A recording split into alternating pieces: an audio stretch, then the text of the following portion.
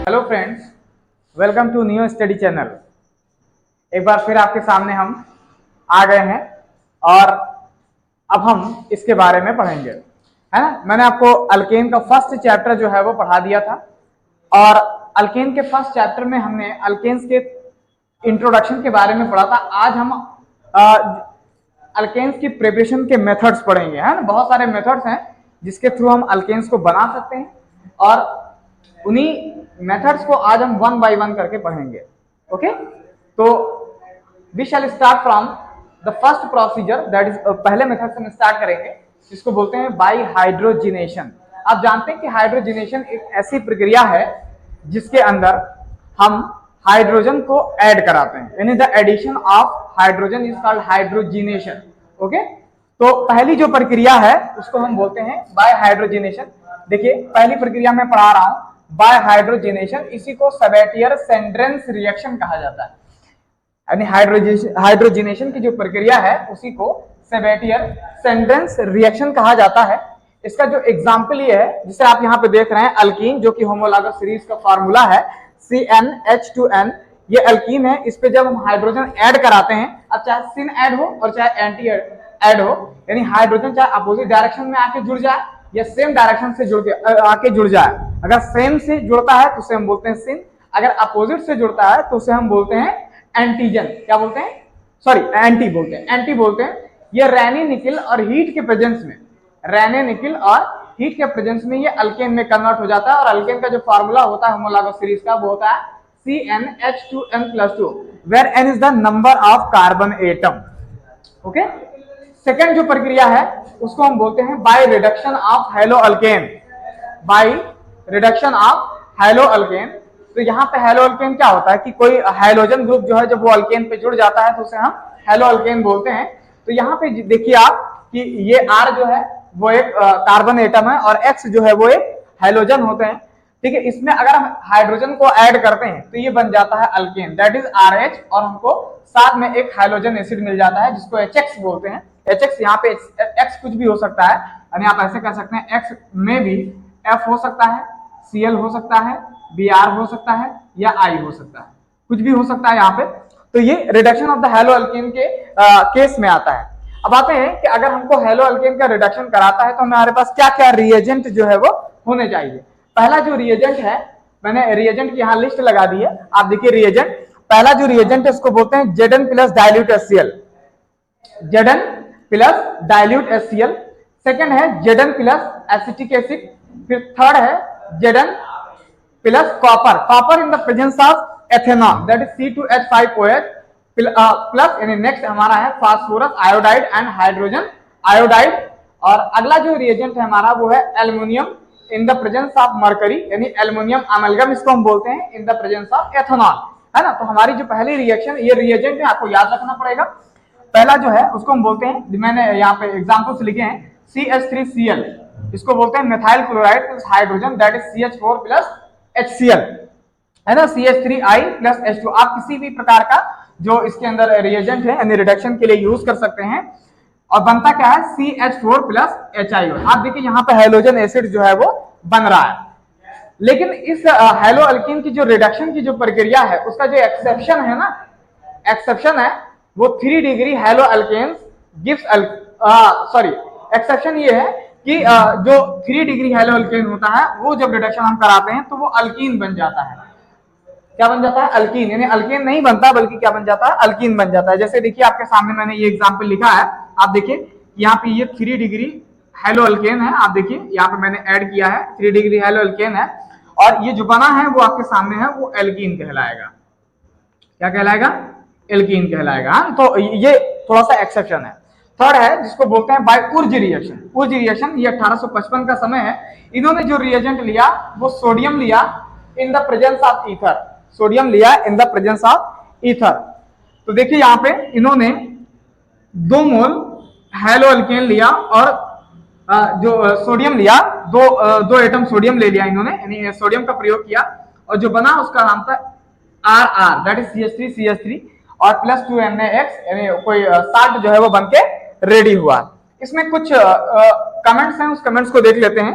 पहला कमेंट्स ये है कि methane can not be prepared by this method, यानी इस प्रक्रिया के द्वारा जो मीथेन है उसको प्रिपेयर नहीं किया जा सकता, क्योंकि आपके सामने लिखा हुआ है कि यहाँ पे 2 बार R बनेगा, यानी RR। तो आप जानते हैं कि एक कार्बन तो संभव है नहीं, यानी पॉसिबिलिटी नहीं है। तो RR जो है वो CH3 दैट इज इथेन बन सकता है, लेकिन मीथेन नहीं बन सकता। सेकंड ये है even alkanes only even alkane. Even alkanes क्या होते हैं? इवन नंबर ऑफ, जैसे 2 हुआ, 4 हुआ, 6 हुआ, ऐसी चीजें जो है वो इवन अल्केन्स कहलाती है। तो आप देखिए यहाँ पे 2 बन सकता है, फिर 4 बन सकता है, फिर 6 बन सकता है ना। और इस मेथड के द्वारा हम हाई मॉलिक्यूलर मास के अल्केन को बना सकते हैं, है ना। चौथा है कि ये 3 डिग्री हैलो अल्केन के लिए फेल हो जाता है, यानी ये लिमिटेशन है कि 3 डिग्री हैलो अल्केन के लिए फेल होगा। क्लियर? आगे आ जाइए। जो हमारी चौथी प्रिपरेशन, उसका नाम है बाय फ्रैंकलैंड रिएजेंट, यानी फ्रैंकलैंड रिएजेंट के द्वारा होगा। ये बिल्कुल ऊर्ज के समान है, बस फर्क इतना है यहाँ पे कि यहाँ पे Na की जगह पे Zn यूज किया गया है। जहां आप Na यूज करते थे, देखिए यहाँ पे कि आप जहां पे Na का यूज कर रहे हैं ये वाला, तो यहाँ पे Na की जगह पे केवल Zn का प्रयोग जो है वो किया जाएगा, वो फ्रैंकलैंड रिएजेंट जो है वो कहलाएगा। पांचवी प्रक्रिया है जिसको बोलते हैं डीकार्बोक्सिलेशन। डीकार्बोक्सिलेशन का मतलब होता है removal of CO2। Removal of CO2 is called decarboxylation जो है वो कहलाता है। और इसका जो रिएजेंट है वो रिएजेंट है calcium oxide, that is soda lime plus NaOH plus heat, यानी in the presence of heat हम इसको करेंगे। तो आप देखिए आपके सामने लिखा है सोडियम एसीटेट। सोडियम एसीटेट की रिएक्शन जब NaOH के बेस से करा दी जाती है in the presence of soda lime and at 630 kelvin temperature पे हीट किया जाएगा, तो हमें अल्केन मिलेगा और सोडियम कार्बोनेट जो है वो मिल जाएगा, है। नेक्स्ट जो मेथड है हमारा वो है कॉल्व इलेक्ट्रोलिसिस मेथड। कॉल्व इलेक्ट्रोलिसिस मेथड के अंदर क्या होगा कि कॉल्व इलेक्ट्रोलिसिस यानी ऐसी प्रक्रिया जिसके अंदर हम इलेक्ट्रिक करंट का प्रयोग करके और अल्केन जो है वो बनाते हैं, उसे हम कॉल्व इलेक्ट्रोलिसिस मेथड बोलते हैं। आप देखिए इसका इलेक्ट्रोलिसिस कराया जाएगा, इस मैकेनिज्म पे नहीं जाना चाहते, वो बाद में हम डील करेंगे, लेकिन बनेगा जो वो है अल्केन बनेगा, कार्बन डाइऑक्साइड मिलेगा जो गैस है वो रिलीज कर जाएगी, एंड एक बेस बनेगा जिसको पोटेशियम हाइड्रोक्साइड बोलते हैं, और हाइड्रोजन है ना, जो हाइड्रोजन है वो भी गैस बनके जो है वो निकल जाएगी। सातवां है जिसको बोलते हैं फ्रॉम ग्रिग्नार्ड रिएजेंट, यानी ग्रिग्नार्ड रिएजेंट RMGX को ग्रिग्नार्ड रिएजेंट बोलते हैं। जब अल्किल हैलाइड को मैग्नीशियम से मिलाया जाता है तो ये मैग्नीशियम जो है वो R और X के बीच में जाके धस जाता है, तो उसे बोलते हैं RMGX। ये एक ग्रिग्नार्ड रिएजेंट है ना। जैसे एग्जांपल के तौर पे अगर हम ग्रिग्नार्ड रिएजेंट को कि हाइड्रोलिसिस करा दें, HOH से करा दें, तो ये बन जाएगा RH that is alkane and MgOHX है मैग्नीशियम, ये आपका इसका बाय प्रोडक्ट बनेगा। आठवां है जिसको बोलते हैं क्लेमेंशन रिडक्शन। तो क्लेमेंशन रिडक्शन क्या है? क्लेमेंशन रिडक्शन जो है वो कार्बोनाइल कंपाउंड्स को अल्केन में कन्वर्ट करता है। तो इसका जो रिएजेंट है वो है zinc amalgam with concentrate HCl, है ना। तो ये देखिए आपके सामने जो लिखा है वो कार्बोनाइल ग्रुप है, इसको हम रिएजेंट से ट्रीट करेंगे और ट्रीट करने के बाद हम अल्केन को जो है वो प्रिपेयर करेंगे, है ना। तो ये कार्बोनाइल कंपाउंड्स के लिए है क्लेमेंशन रिडक्शन।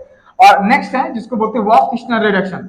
तो वॉल्फ-किश्नर रिडक्शन ये इनका भी यही काम है कि ये कार्बोनाइल कंपाउंड्स को अल्केन में कन्वर्ट करते हैं, लेकिन इनका रिएजेंट जो है वो है NH2NH2, इसी को हाइड्रोजीन कहा जाता है। Hydrogen in the presence of sodium ethoxide. Sodium ethoxide आप यहाँ पे देखिए ये O+ है और ये O+ है और ये O- है ना। तो ये कार्बोनाइल कंपाउंड्स को अगर हम इसके रिएजेंट से यानी वॉल्फ-किश्नर के रिएजेंट से अगर हम ट्रीट करते हैं तो हमें अल्केन्स जो है वो मिलता है।